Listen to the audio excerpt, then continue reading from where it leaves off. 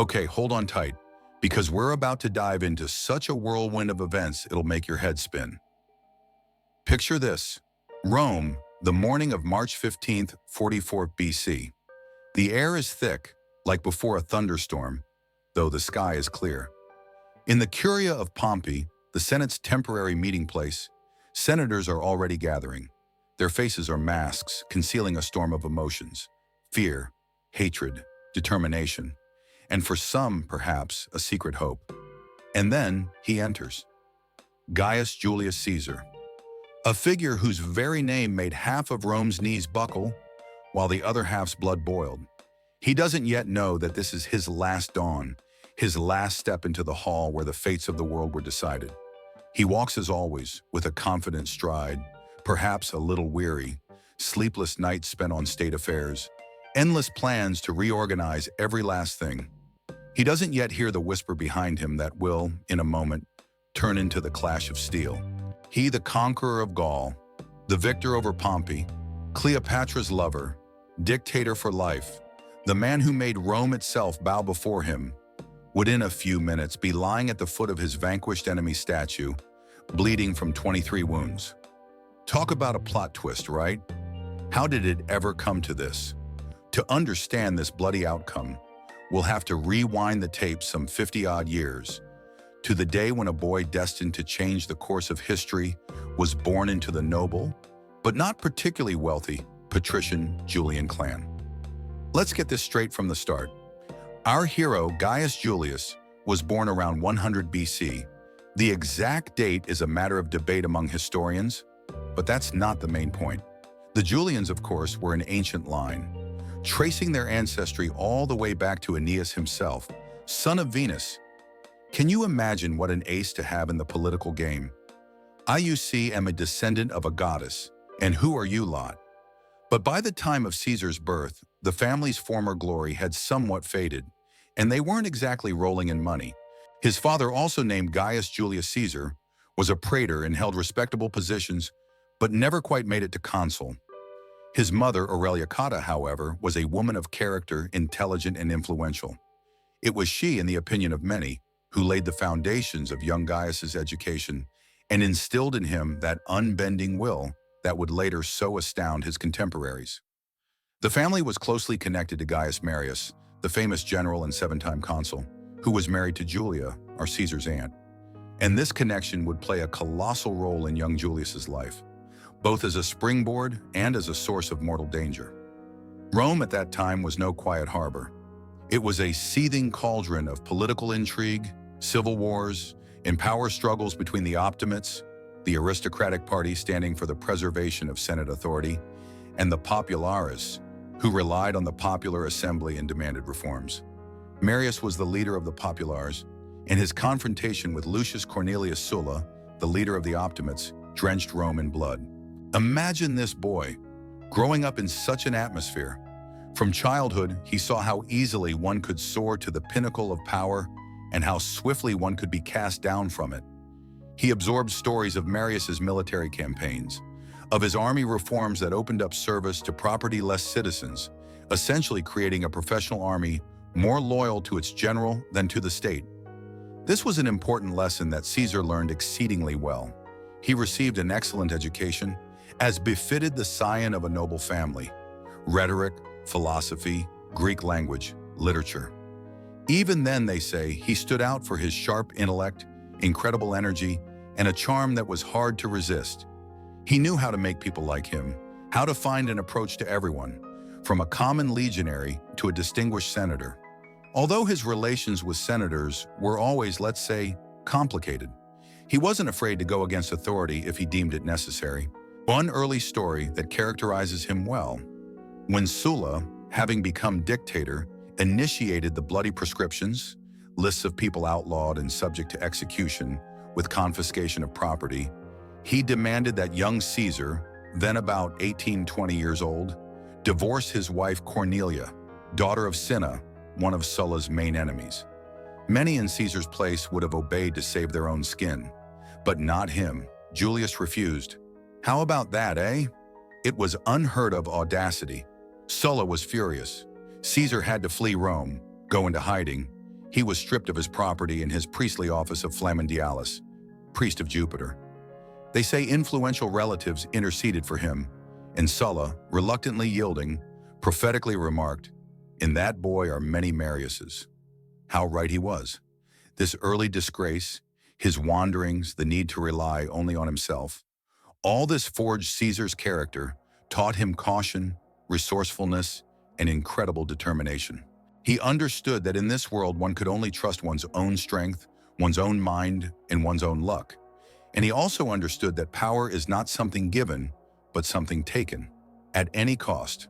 And even then, perhaps, those grandiose plans began to form in his mind that, decades later, would bring not only Rome, but the entire known world of that time to its knees. He was not yet the conqueror of Gaul. He had not yet crossed the Rubicon. But the Caesar we know was already beginning to take shape. Ambitious, fearless, ready to risk everything to achieve his goal. He was like a coiled spring, waiting for its moment to uncoil with unstoppable force. And that moment was not far off. The Roman Republic, torn by internal contradictions, corruption, and the struggles of ambitious politicians, was itself creating the ideal conditions for the emergence of a man like Caesar. She was sick, and he, paradoxically, could become both her physician and her gravedigger. The beginning of his path was thorny, full of dangers, but he met every challenge with his head held high, turning defeats into lessons and obstacles into stepping stones for his ascent. He learned the art of survival in the Roman political meat grinder, where yesterday's ally could become today's mortal enemy, and a sworn oath was often not worth a brass farthing. He saw how easily the crowd changed its idols, how senators wove intrigues, how money decided, if not everything, then a great deal. And he drew his conclusions. Young Caesar, having survived Sulla's dictatorship and nearly losing his head, understood one simple thing. To survive and achieve anything in this snake pit called Roman politics, one needed to be more than just smart or brave. One needed to be a predator, and he began to hone his predatory instincts. After Sulla's death in 78 BC, Caesar returned to Rome. He was about 22 years old, full of energy, and eager to make a name for himself. And what better way for a young aristocrat with oratorical skills to do this? That's right, court cases. He acted as prosecutor against prominent Sullans, for example, Gnaeus Cornelius Dolabella, accusing him of extortion in a province. Although he didn't win these cases, the judges, after all, were Sullans themselves, he certainly caused quite a stir. He began to be talked about as a bold and talented orator. It was a smart PR move, as we would say today. He showed that he wasn't afraid of the powers that be and was ready to fight for justice, or at least create that impression. To hone his oratorical skills, Caesar set off for Rhodes to study under the famous rhetorician Apollonius Mullin, who, by the way, had also taught Cicero, and it was here that an incident occurred that became legendary. On his way to Rhodes, his ship was captured by Cilician pirates. These fellows were a real headache for Rome, controlling almost the entire Mediterranean. The pirates demanded a ransom of 20 talents of silver for their noble captive, an enormous sum. And what do you think? Did our Gaius Julius get scared? Not a bit of it. He laughed in their faces and declared he was worth no less than 50 talents. Moreover, during his forced stay with the pirates, which lasted over a month, he behaved not like a prisoner, but more like their commander. He recited his poems and speeches to them and took offense if they didn't show proper enthusiasm, participated in their games and exercises, forbade them to make noise when he wanted to sleep, and jokingly, or perhaps not so jokingly, threatened to crucify them all as soon as he was freed. The pirates apparently were so dumbfounded by such audacity that they treated him with a kind of superstitious reverence. When the ransom finally arrived and Caesar was released, he did not forget his promise. He immediately assembled a flotilla in Miletus, caught up with those very pirates who hadn't even bothered to change their anchorage, apparently considering his threats empty boasts, captured them and recovered the ransom. And then, as promised, he had them crucified. True, it's said that out of mercy, he first ordered their throats cut to lessen their suffering. That was our Caesar, a man of his word, even if that word was a threat to pirates. This story, of course, added to his popularity. daring, decisive, unafraid of danger. This was precisely the image that began to form in the minds of the Romans. Returning to Rome, Caesar began to gradually advance along the cursus honorum, the ladder of public offices. In 69 or 68 BC, he became quaestor and was sent to Hispania Ulterior, further Spain. It was there, according to Plutarch's account, while standing before a statue of Alexander the Great, that Caesar wept.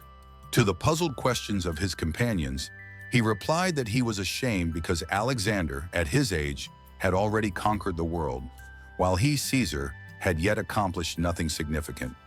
Ambition, ambition, and more ambition. That's what drove him.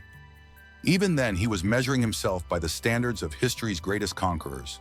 In Spain, he not only handled the province's financial affairs, but also gained his first military experience, pacifying local tribes. This experience would prove very useful to him in the future. After his quaestorship, he continued to actively participate in Rome's political life. He supported bills aimed at restoring the rights of Marius's supporters, thereby incurring the displeasure of the Optimates, but gaining popularity with the plebs. He spent enormous sums of money organizing public games and spectacles as aedile in 65 BC. Romans loved bread and circuses, and whoever provided them could count on their favor. Caesar sank into colossal debt, but his popularity grew. He restored Marius's trophies on the Capitol, which Sulla had removed, a bold and symbolic move. In 63 BC, another important event occurred. Caesar was elected Pontifex Maximus. This was a lifelong and very prestigious position as head of the Roman College of Priests. It conferred not only prestige, but also considerable political influence, as well as an official residence in the Forum. The contest for this post was fierce. His rivals were influential Optimates. But Caesar, again, did not skimp on bribes and promises, and he won. In the same year, the famous Catilinarian conspiracy erupted, an attempt by a group of noble but ruined aristocrats to seize power in Rome. When the fate of the captured conspirators was debated in the Senate, Consul Cicero and most senators demanded the death penalty for them without trial. And here, Caesar spoke up again. He delivered a speech in which, without excusing the conspirators, he urged the senators not to succumb to emotions and not to violate the laws forbidding the execution of Roman citizens without a trial. He proposed sentencing them to life imprisonment in different Italian cities. This was a very bold stance, running counter to the majority opinion. Cato the Younger, a staunch Stoic and an implacable enemy of any concessions, attacked Caesar with accusations of sympathizing with the conspirators and even of being involved in the plot. In the end, the Senate voted for execution, but Caesar's speech made an impression. He once again showed himself to be an independent politician, unafraid to defend his point of view, even if it was unpopular. By this time, Caesar was already a prominent figure on the Roman political scene. He was associated with the populares but tried to maintain relations with some influential Optimates as well. He was a master of political intrigue, skilled at finding allies and using them for his own ends. He was charming, generous, especially when it came to gaining popularity, but utterly ruthless when it came to his ambitions. His debts were snowballing, but he seemed not to worry too much. He knew that big money could be obtained by holding high offices, especially proconsular ones, which granted the right to govern provinces. And provinces in those days were viewed by many governors as a source of personal enrichment. Caesar was a product of his era, an era of the Republic's crisis, when old values were crumbling, replaced by cynicism and a lust for power and money. But he differed from many of his contemporaries in the scale of his personality, the breadth of his vision, and his incredible energy. He was not yet the all-powerful dictator, but he was already firmly on that path, sweeping aside obstacles and paying no heed to those who tried to stop him. He was like a shark that had smelled blood in the water. The Republic weakened and bleeding from internal strife, and he was preparing to strike. So our Gaius Julius Caesar, having gained political weight, popularity, and debts, of course, continued his ascent. After his praetorship in 62 BC, he was assigned the governorship of Hispania Ulterior, and it was here that he first truly came into his own, both as a military commander and as an administrator. He didn't just sit in his residence counting revenues, though presumably he didn't shy away from that either, as he had to pay off his creditors somehow. He undertook several successful military campaigns against local tribes, expanding Roman influence, and importantly, seizing rich booty. His soldiers proclaimed him imperator, in the original meaning of the word, victorious commander, which entitled him to a triumph in Rome. A triumph, that was the highest recognition of military merit, a magnificent procession through the city, the dream of every Roman general. But here a snag arose. Caesar wanted both to celebrate a triumph and to run for consul in the elections for 59 BC. And according to law, a candidate for consul had to be personally present in Rome, whereas a general awaiting a triumph had to remain outside the city limits with his army. The optimates in the Senate, already seeing Caesar as a dangerous rival, dug in their heels and did not allow him to register as a candidate in absentia. Caesar faced a choice, either the triumph or the consulship. And what did he choose? The consulship, of course. A triumph is an honor, but the consulship is real power, the opportunity to pass necessary laws and secure a profitable governorship after his term ended. Caesar always knew how to choose what mattered most. And here we come to one of the most significant moments in his political career, the formation of the first triumvirate. Imagine the three most influential and ambitious men in Rome at that time. Gnaeus Pompey the Great, a celebrated general, a favorite of the soldiers, but somewhat clumsy in political intrigues. Marcus Licinius Crassus, the wealthiest man in Rome, who had amassed a fortune through real estate speculation and Sulla's prescriptions, and who longed for the military glory he so lacked. And our Gaius Julius Caesar, a rising star, popular with the plebs, but in need of powerful allies to reach the highest offices. Each of them, individually, faced opposition from the Senate. The Senate feared Pompey becoming too powerful and was unwilling to ratify his arrangements in the East or grant land to his veterans. The senators also disliked Crassus, considering him an upstart. As for Caesar, they simply feared him as a potential destroyer of the established order. And so Caesar, displaying considerable diplomatic skill, managed to persuade these two frenemies, Pompey and Crassus had long been rivals, to join forces. Thus in 60 BC, this unofficial, secret alliance, which historians later called the First Triumvirate, came into being. Its essence was simple. The three of us will do whatever we deem necessary in the state, and no one will stand in our way. It was, in effect, a conspiracy against the senatorial republic. Caesar got what he wanted. With the support of Pompey and Crassus, he was elected consul for 59 BC. His colleague in the consulship was Marcus Calpurnius Bibulus, a protege of the Optimates and a staunch opponent of Caesar. And so began a year that went down in history as the consulship of Julius and Caesar, because Bibulus, after several unsuccessful attempts to obstruct Caesar, simply locked himself in his house, declaring all days unfavorable for assemblies, and issuing edicts against his colleagues' actions. Caesar, however, relying on the support of the triumvirs and the popular assembly, acted decisively and assertively. He passed an agrarian law granting land to propertyless citizens and Pompey's veterans, despite fierce opposition from the Senate. When Bibulus tried to stop him, he was simply dragged from the rostrum and doused with filth.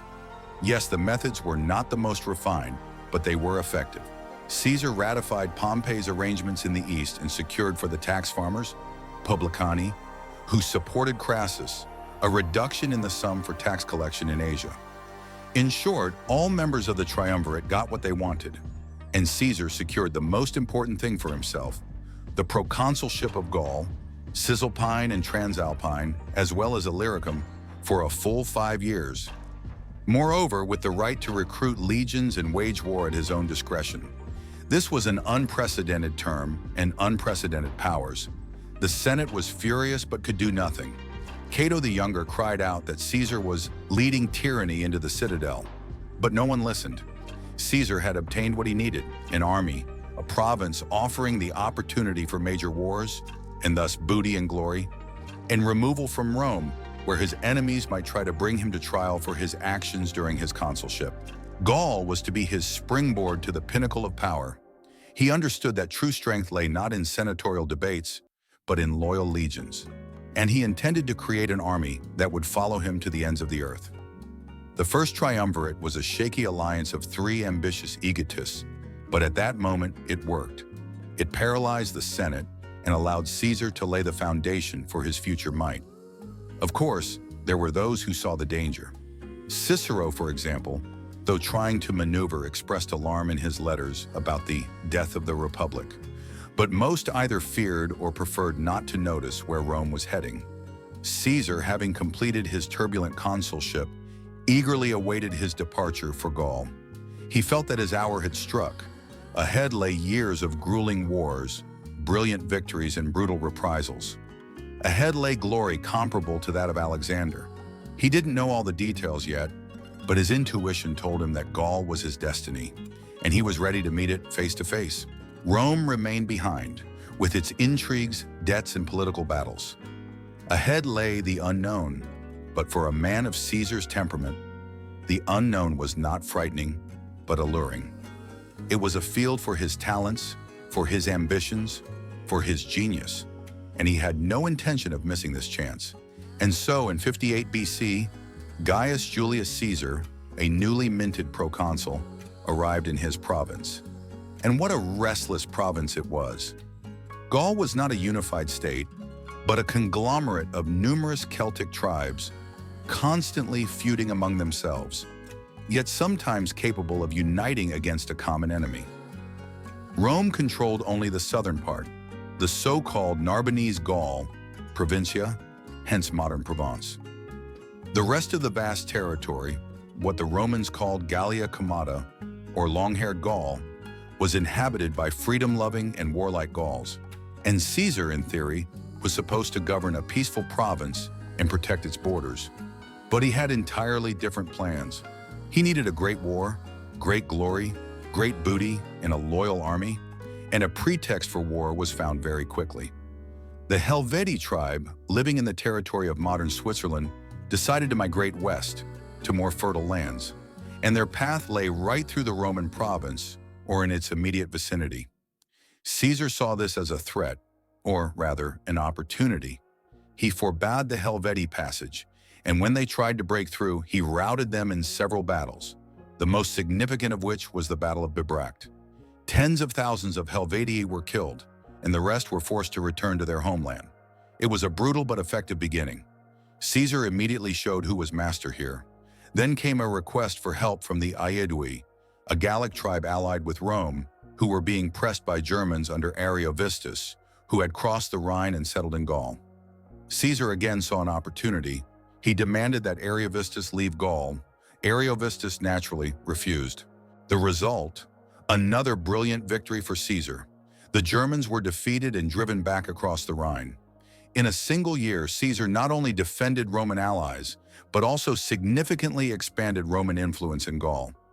His actions were, to put it mildly, bordering on an abuse of power. He waged wars without always having the Senate's sanction. But victors are not judged, especially if they send wagon loads of booty and slaves to Rome. And Caesar knew not only how to fight, but also how to publicize his successes. His commentaries on the Gallic War is not just a historical document. It's a brilliant piece of propaganda, written in magnificent, clear, and concise language. In it, he appears as a wise, far-sighted, and invincible commander, caring for his soldiers and Rome's interests.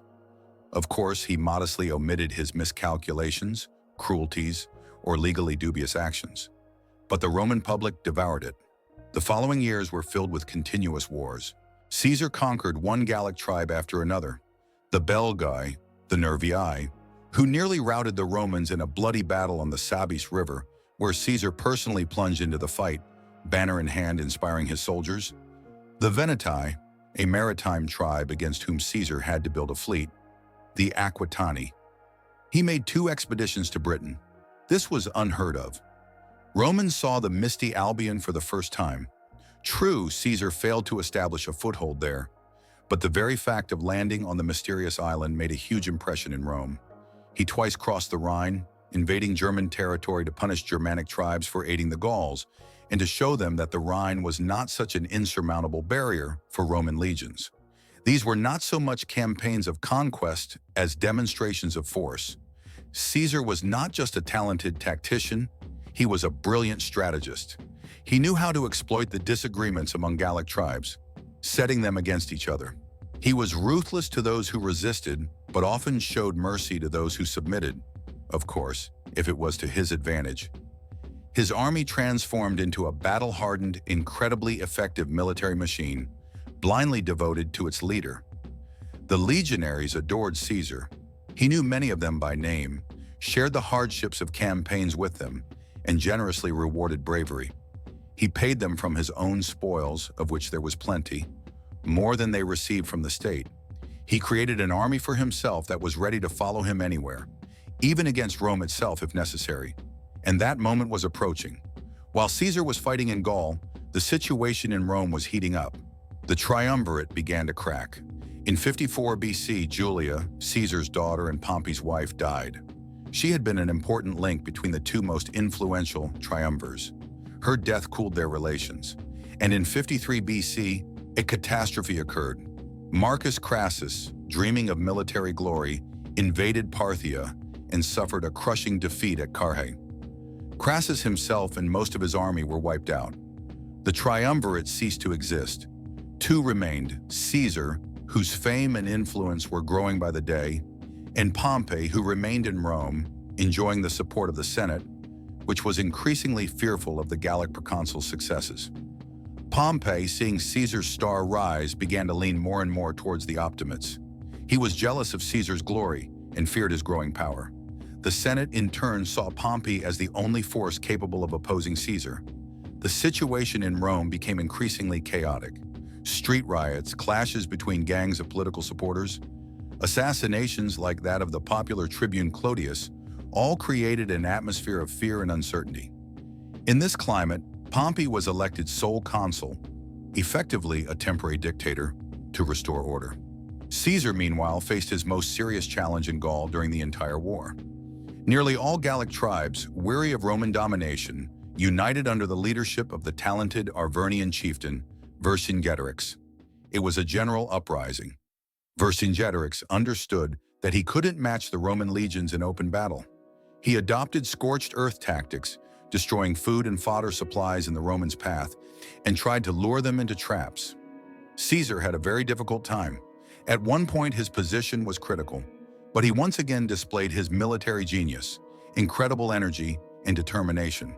The culmination of this struggle was the siege of Alesia in 52 BC. Vercingetorix, with his main forces, had fortified himself in this well-defended stronghold.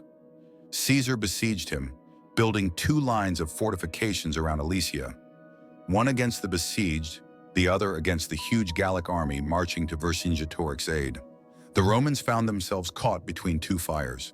It was one of the most grandiose sieges in history. Caesar personally directed the defense, appearing in the most dangerous places. In the end, after bloody battles, the Romans repelled all attacks and forced Vercingetorix to surrender. The rebellion was crushed. Gaul was finally conquered. The price of this victory was enormous. Hundreds of thousands of Gauls were killed or sold into slavery. Caesar was cruel, but he achieved his goal.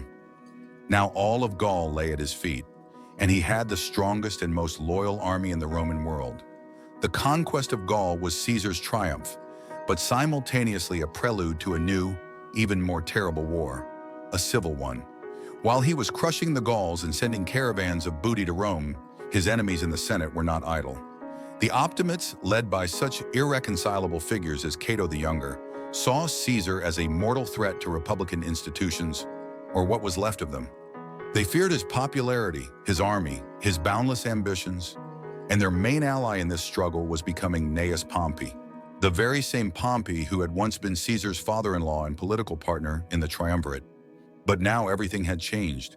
The deaths of Crassus and Julia had severed the last threads connecting them. Pompey, remaining in Rome, gradually drew closer to the senatorial aristocracy. He was flattered to be considered the defender of the Republic against the overreaching proconsul. Perhaps he himself was beginning to believe in this role, or maybe it was simply envy of Caesar's successes and fear of losing his position as the first man in the state that pushed him down this path. The term of Caesar's proconsular command in Gaul was nearing its end. By law, he was supposed to disband his army and return to Rome as a private citizen. This meant his enemies would immediately bring him to trial for numerous violations committed during his consulship in the Gallic Wars. Conviction would be almost inevitable, and that meant the end of his political career, exile, or even worse. Caesar understood this perfectly. Therefore, he sought the right to stand for consulship for the following year in absentia. This would allow him, by transitioning directly from proconsul to consul, to maintain immunity from prosecution. At first, Pompey seemed not to object, but then, under pressure from the optimates, his position hardened. A complex political game began, full of intrigues, ultimatums, and mutual accusations. Caesar proposed compromises. He was willing to disband most of his army if Pompey, who commanded troops in Spain, though he himself remained in Italy, did the same.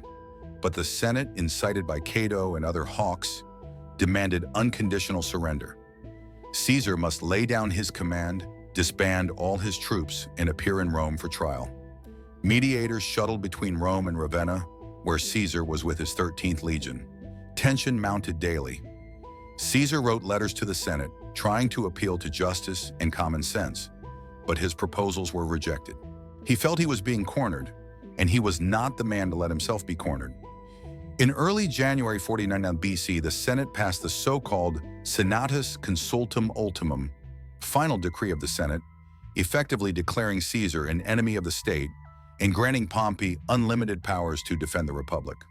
The tribunes of the people, Mark Antony and Quintus Cassius Longinus, who tried to defend Caesar's interests, were expelled from the Senate and fled to him in Ravenna. This was the last straw. Caesar realized that a peaceful solution was no longer possible. He faced a choice: submit, which meant political death, or take the extreme step, start a civil war. And he made his choice. On the night of January 10-11, 49 BC, Gaius Julius Caesar, with his 13th Legion, reached the Rubicon River, which separated his province of Cisalpine Gaul from Italy. Crossing this river at the head of an army meant declaring war on the Senate and the Republic. According to tradition, Caesar hesitated for a long time, pondering the consequences of his step. He understood that this was the point of no return, and it was then, they say, that he uttered his famous phrase, "Elea iacta est," the die is cast, and he gave the order to advance. It was a daring, almost insane move. He had only one legion, about 5,000 men, while Pompey had far more troops in Italy and other provinces. But Caesar counted on his reputation, the loyalty of his soldiers, his popularity with the people, and the indecisiveness of his opponents. And he was not mistaken. News of the crossing of the Rubicon caused panic in Rome. The senators, who only yesterday had been threatening Caesar with all sorts of punishments, were bewildered. Pompey, who had boasted that he only needed to stamp his foot and legions would spring from the earth, was unprepared for such a rapid turn of events. He failed to organize the defense of Italy and decided to retreat south and then cross over to Greece to gather forces and fight Caesar there. Caesar, meanwhile, moved through Italy with incredible speed, encountering virtually no resistance. City after city opened its gates to him. His army grew with soldiers and volunteers joining him. He showed mercy to prisoners, clementia Caesaris, thereby winning the sympathy of even former opponents. This was a brilliant propaganda move. He showed that he was fighting not against Romans, but against a handful of arrogant senators who had usurped power. In just 2 months, almost without bloodshed, Caesar gained control of all Italy. Pompey, with a significant part of the senators and troops, managed to cross over to the Balkans. Rome was in Caesar's hands, but this was only the beginning. Ahead lay a difficult and bloody civil war that would engulf almost the entire Mediterranean world. Caesar would have to fight not barbarians, but fellow Romans, experienced commanders, and hardened legions. The stakes were incredibly high. At stake was not only his life and career, but the very future of Rome. The Republic was already in its death throes.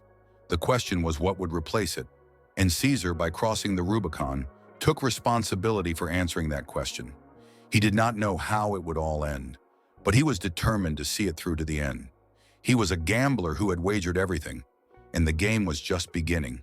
He could not turn back, even if he wanted to. The bridges were burned. Ahead lay only war, only the struggle for absolute power. He changed not only his own destiny, but the destiny of Rome, the destiny of all Western civilization, and the world would never be the same. So Caesar is in Rome.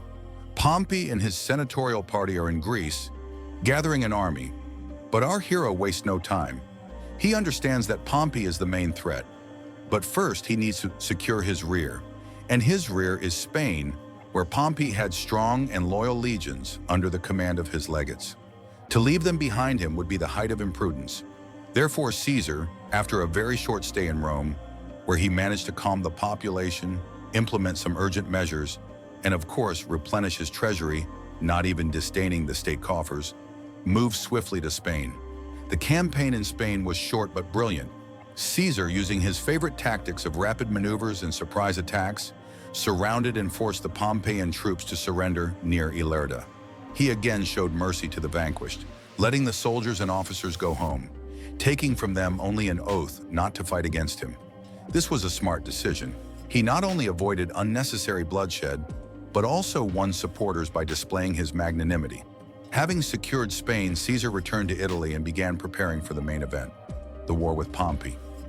Meanwhile, Pompey had not been idle. In Greece, he had assembled a huge army and a strong fleet. Many Eastern kings and rulers supported him. He controlled the sea, which made it difficult for Caesar to cross. But this did not stop Caesar. In early 48 BC, despite winter storms and the blockade by Pompey's fleet, he managed to transport part of his army from Brundisium to Epirus. It was a risky operation, but luck was on his side again. A grueling campaign in the Balkans began. Caesar's position was very difficult. He had fewer troops than Pompey, he experienced supply problems, and his army was cut off from Italy. Pompey, on the other hand, occupied strong positions, and his fleet dominated the sea. At one point, Caesar even tried to personally cross back to Italy in a fishing boat to hasten the arrival of Mark Antony's remaining legions. But a storm prevented him. When Antony finally managed to break through and join Caesar, the situation improved somewhat but remained tense. Several clashes occurred, including a major battle near Dyrrhachium, where Caesar suffered a serious defeat and was nearly completely routed. His soldiers were forced to retreat, sustaining heavy losses. It was a severe blow. Pompey was triumphant.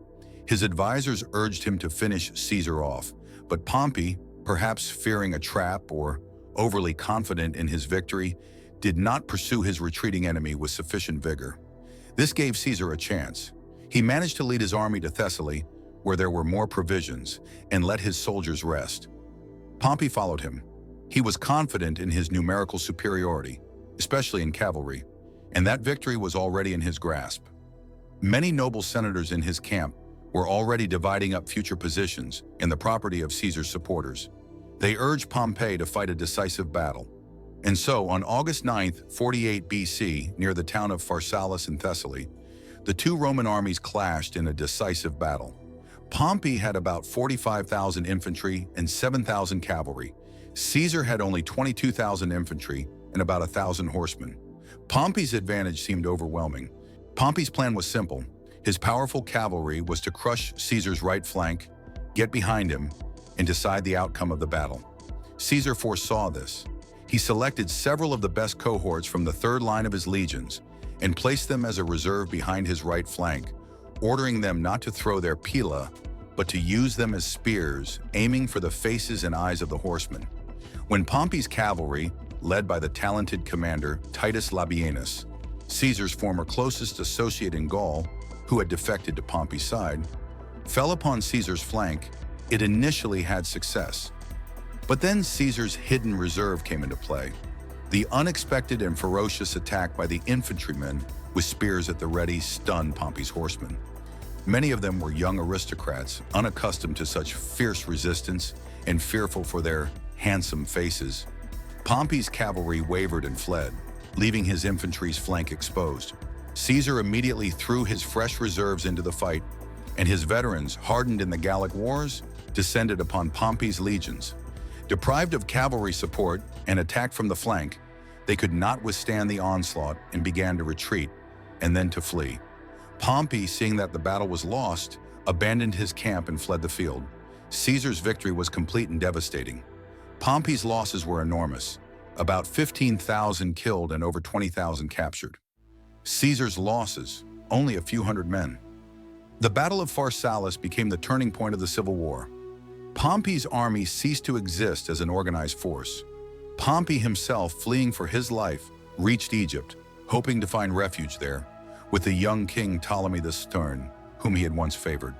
But Ptolemy's advisors, fearing Caesar's wrath, had other ideas. As Pompey was disembarking, he was treacherously murdered.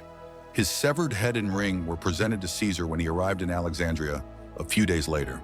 It is said that Caesar, upon seeing the head of his former son-in-law and one-time ally, now his chief enemy, wept. Were these tears of sincere regret or a well-acted performance? Who knows? But the fact remains, Caesar's main adversary was dead. However, the war was not yet over. Pompey's supporters, Cato, Scipio, Pompey's sons, raised new armies in Africa and Spain. Caesar faced several more years of struggle to definitively establish his power. But after Pharsalus, few doubted that he would become the master of Rome. He had demonstrated not only his military genius, but also incredible luck, which always seemed to accompany him at decisive moments. He had once again risked everything, and won again. And ahead of him lay Egypt, with its ancient mysteries, political intrigues, and one very young, very intelligent, and very ambitious queen named Cleopatra.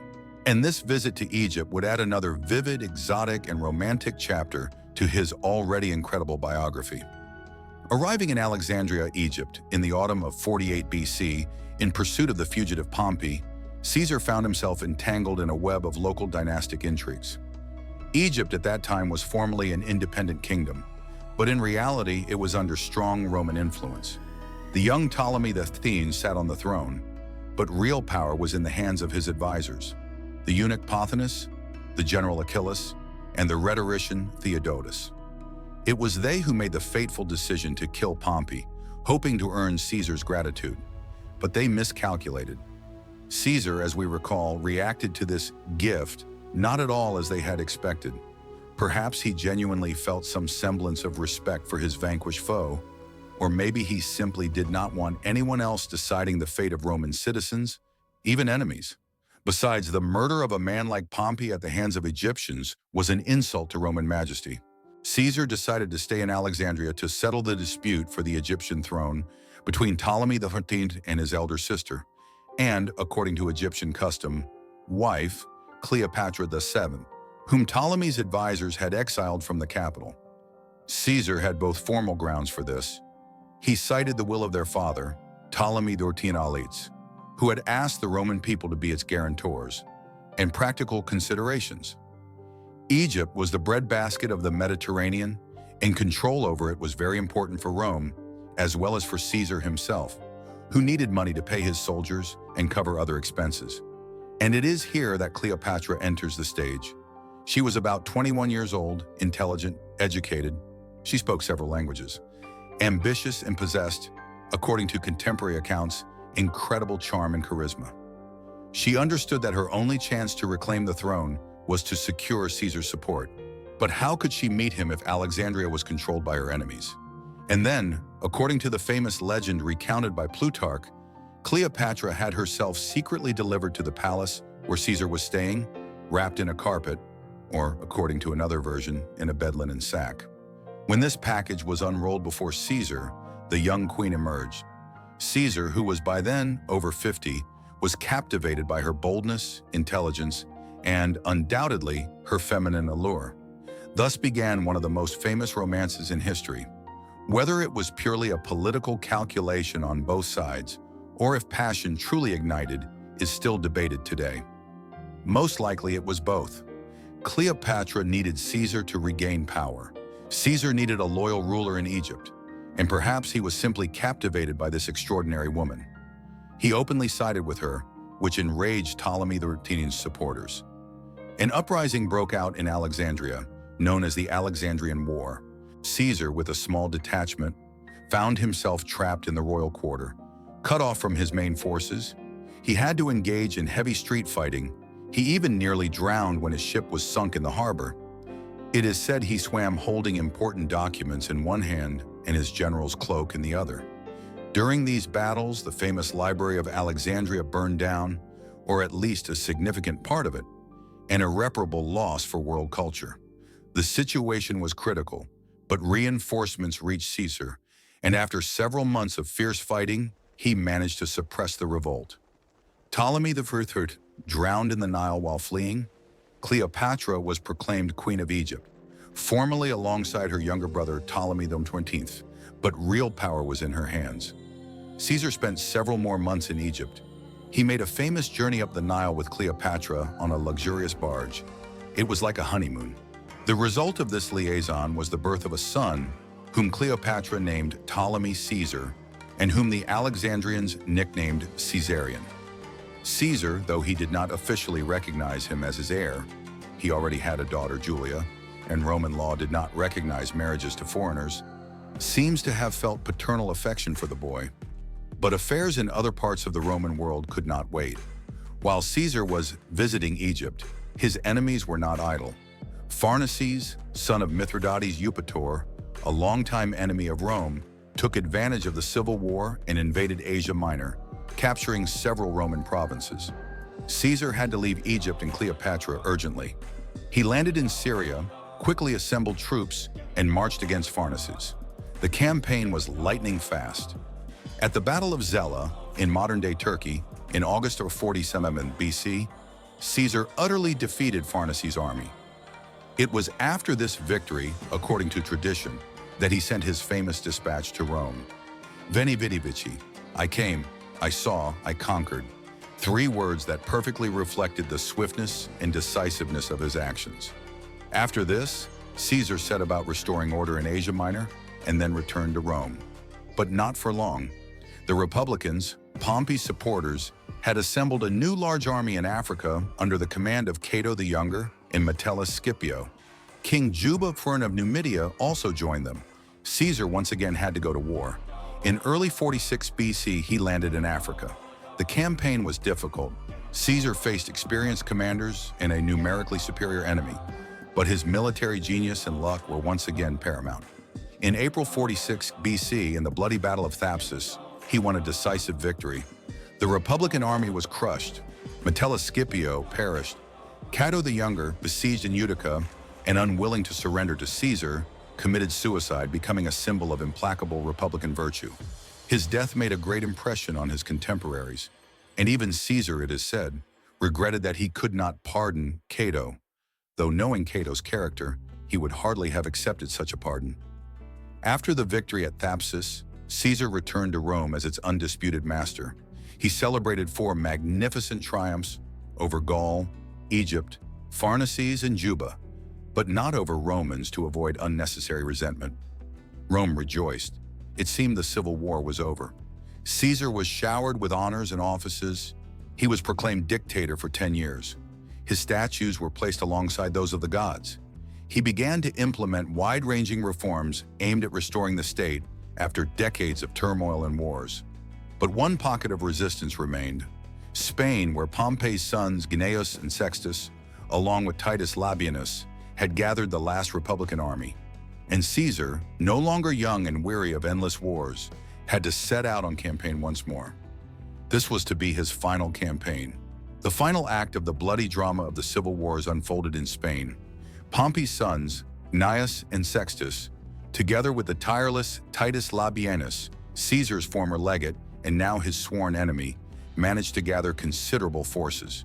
They acted with great cruelty, and the war in Spain took on a particularly fierce character. Caesar had to personally lead the army. This was no longer the swift campaign like at Ilerda. The Republicans fought with the desperation of the doomed. The decisive battle took place on March 17, 45 BC, near the town of Munda. The battle was incredibly hard-fought and bloody. At one point, Caesar's legions wavered under the enemy's onslaught, and Caesar himself, it is said, was on the brink of despair. He threw himself into the thick of the fight, shaming and inspiring his soldiers. It is said he later confessed that he had fought many times for victory, but at Munda, he had to fight for his very life. In the end, thanks to the steadfastness of the veterans of the ex-legion and a tactical cavalry maneuver, Caesar managed to turn the tide of the battle. The Republicans were routed. Titus Labienus and Gnaeus Pompeius the Younger perished.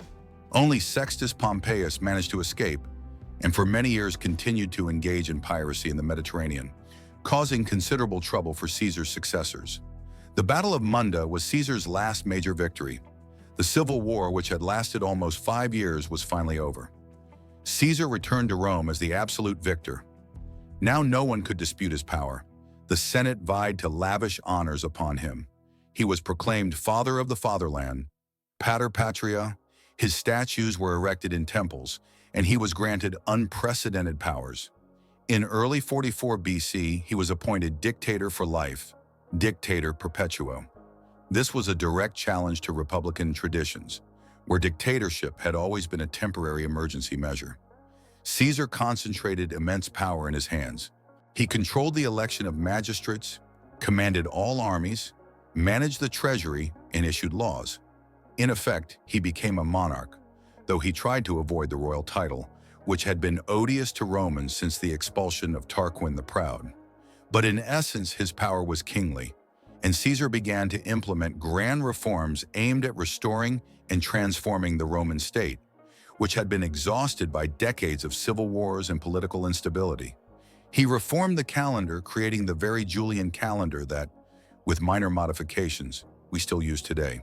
He planned large-scale construction projects in Rome and throughout Italy: new temples, basilicas, theaters, roads, and the draining of marshes. He cared for his veterans, granting them land in colonies established throughout the empire. He streamlined provincial administration to reduce the abuses of governors.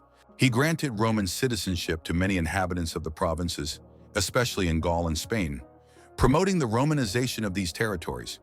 He tried to combat luxury and corruption. He planned the creation of public libraries. His energy and the breadth of his vision were astonishing. It seemed he wanted to remake the entire world. Many of his reforms were progressive and necessary. He sought to create a more efficient and just system for governing the vast empire, one with which the old republican institutions could no longer cope. But his methods and his unlimited power provoked growing discontent and fear among a part of the Roman aristocracy. Many senators, even those who owed their positions to him, saw him as a tyrant, a destroyer of liberty, libertas, and republican traditions. They were frightened by his popularity with the army and the plebs. His arrogance, real or attributed to him, irritated them. Rumors circulated that he intended to proclaim himself king and move the capital to Alexandria, or Ilium, Troy. There were ample grounds for such rumors. For example, when Mark Antony, during the Lupercalia festival, attempted to place a royal diadem on his head, Caesar demonstratively refused, but many considered this merely playing to the crowd. His relationship with Cleopatra, who had arrived in Rome with her son Caesarion and was living at Caesar's villa, also added fuel to the fire. The Romans disliked the foreign queen and feared her influence over the dictator. In such an atmosphere, a conspiracy began to brew. At its head were Gaius Cassius Longinus, a talented commander resentful of Caesar for insufficiently recognizing his merits, and Marcus Junius Brutus, a descendant of the legendary Lucius Junius Brutus, who had expelled the last king from Rome. Brutus was a man of complex moral principles, an admirer of Stoic philosophy. Caesar treated him with great affection, almost paternally. There were even rumors that Brutus was his illegitimate son by Servilia, Caesar's longtime mistress and Brutus's mother. But Brutus, under the influence of Cassius and other conspirators, as well as under pressure from his ancestral legacy as a fighter against tyranny, concluded that assassinating Caesar was the only way to save the Republic. About 60 senators joined the conspiracy, including both former Pompeians pardoned by Caesar and his recent supporters. They considered themselves liberators, liberatores. They planned to kill Caesar at a Senate meeting on March 15th, the Ides of March, 44 BC. On the eve of this day, as stories tell, there were many bad omens. Caesar's wife, Calpurnia, had a terrible dream and begged him not to go to the Senate.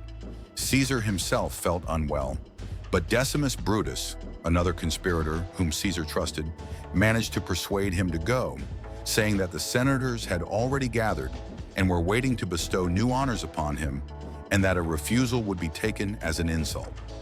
Caesar yielded to persuasion. He did not know he was walking to his own execution. He who had faced death so many times on the battlefield, who had survived shipwrecks, conspiracies, and betrayals, found himself defenseless against the daggers of those he considered his friends, or at least loyal citizens.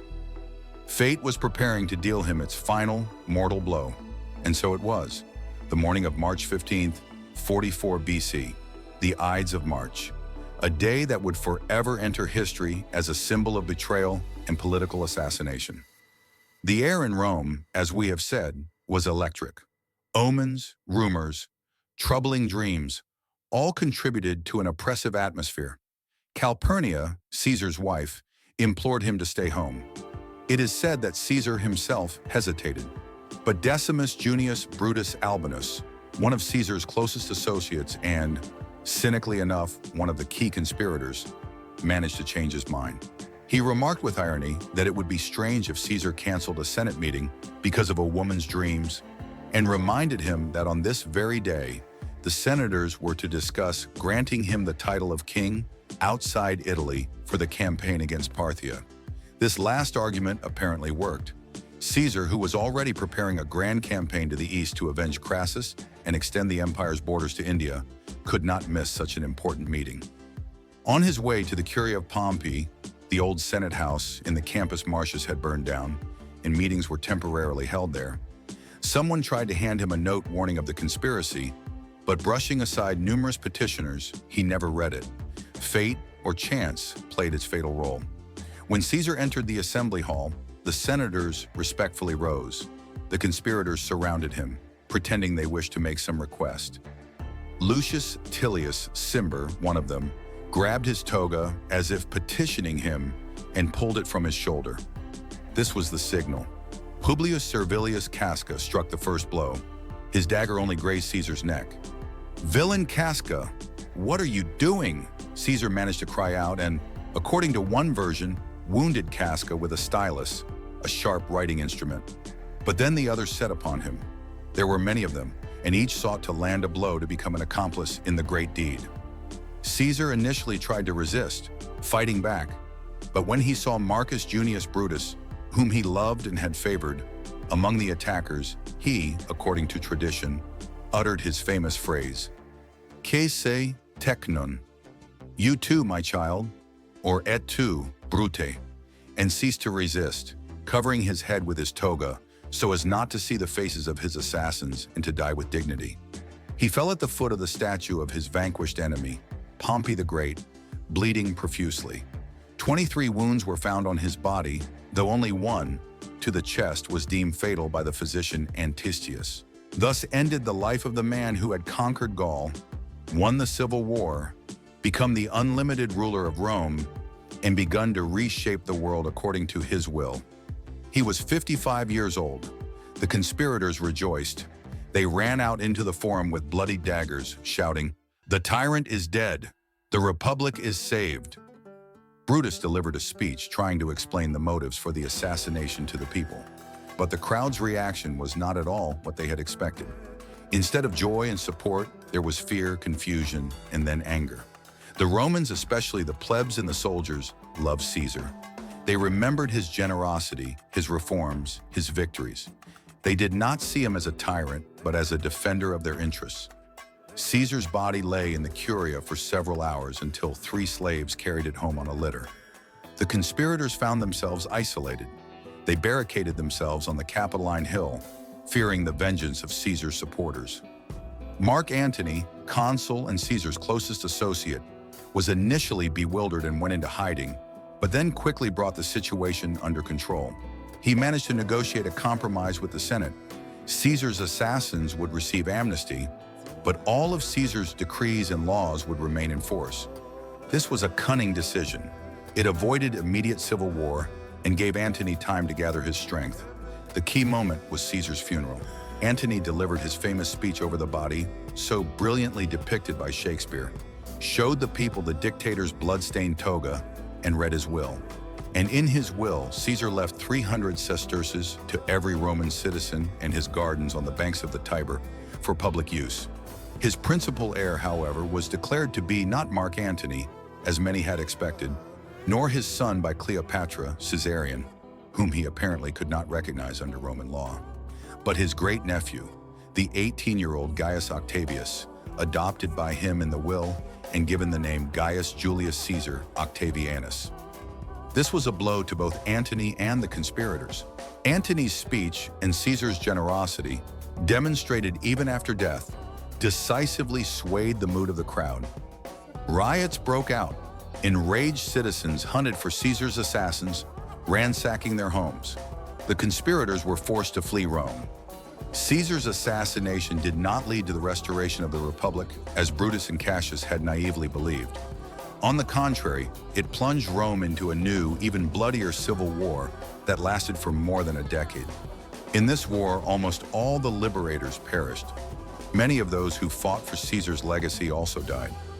In the end, the victor was the young Octavian, who, displaying remarkable political talent, cunning, and ruthlessness, managed to eliminate all his rivals, including Mark Antony and Cleopatra, and establish a new political regime in Rome, the Principate, effectively a monarchy under a republican guise.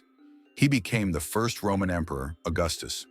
So, was Caesar a conqueror? Unquestionably. His Gallic campaigns are a model of military art and strategic thinking. Was he a dictator? Yes, and for life.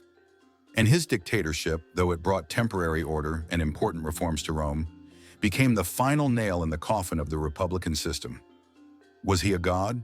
During his lifetime, they had already begun to deify him, and after his death, he was officially numbered among the gods as Divus Iulius, the divine Julius. His name became a title for subsequent Roman emperors: Caesar, Kaiser, Czar. Caesar's personality is incredibly complex and contradictory. He was a brilliant commander, an astute politician, a talented writer, and an orator. He was charming and ruthless, generous and cynical, exceedingly ambitious and capable of magnanimity. He knew how to risk everything and win where others would have failed. He changed Rome and the entire ancient world. His legacy is immense and is still felt today. From the Julian calendar to the very concept of empire. He was a man who dared to defy fate and reshape history according to his own will. And though his life was cut so tragically short, his shadow loomed over Rome for many centuries. He showed that one man, possessing will, talent, and a loyal army, could shatter age-old foundations. And this lesson was well learned by those who came after him. The path to power and betrayal. This is perhaps an accurate description of his life. He rose to power through blood, intrigue, and war, and fell victim to the betrayal of those he considered his own. But even death could not erase him from human memory. Gaius Julius Caesar remains one of the most vivid and influential figures in world history, a legendary man whose life still provokes debate, admiration, and condemnation. Caesar's legacy proved far more enduring than the lives of his assassins, and even the republic they so desperately tried to save. Paradoxically, it was Caesar's assassination that accelerated Rome's final transition from republic to monarchy. The liberators wanted to bring back the past, but they only cleared the way for the future, a future in which Rome would be ruled by emperors. Octavian, Caesar's young and initially underestimated heir, proved to be a master of political maneuvering. He first allied himself with Mark Antony and Marcus Aemilius Lepidus, forming the Second Triumvirate. This alliance, unlike the first, was official and possessed extraordinary powers. The triumvir's first act was to institute new proscriptions, ruthlessly dealing with their political opponents and confiscating their property to finance the war against Brutus and Cassius. Among the victims of the proscriptions was the great orator Cicero, who had fiercely denounced Mark Antony in his Philippics. The triumvirs then crushed the armies of the liberators in 2 battles at Philippi in Macedonia, 42 BC. Brutus and Cassius, defeated, committed suicide, just as Cato had done. It seems Caesar's cause had been avenged, but the struggle for power did not end there. The triumvirate soon disintegrated. Lepidus was sidelined and then stripped of power altogether. The main rivals became Octavian, who controlled the western part of the empire, and Mark Antony, who had established himself in the east and fallen under the spellbinding charm of the Egyptian queen Cleopatra.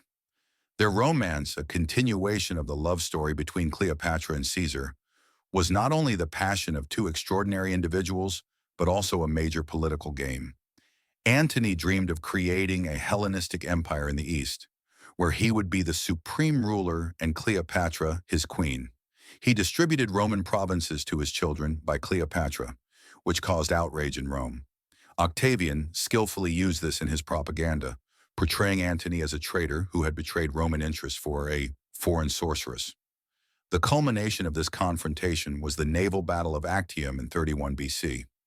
The fleet of Antony and Cleopatra was defeated by Octavian's fleet under the command of Marcus Vipsanius Agrippa. Antony and Cleopatra fled to Egypt, but their cause was lost. The following year, Octavian invaded Egypt.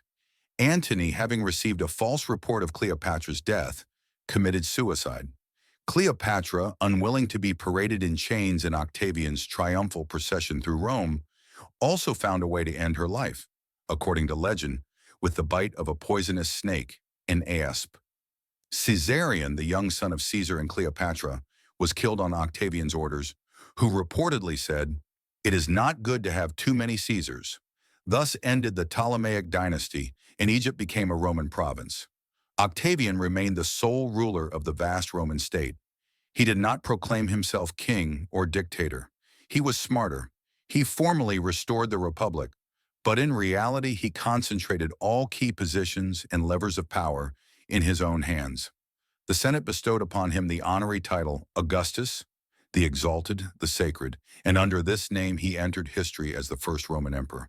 He ruled long and wisely, establishing the Roman peace, Pax Romana, an era of relative stability and prosperity that lasted for nearly 2 centuries. And all of this would have been impossible without Caesar. It was Caesar who cleared the path for Augustus. He destroyed the old republic, which could no longer cope with governing the sprawling empire.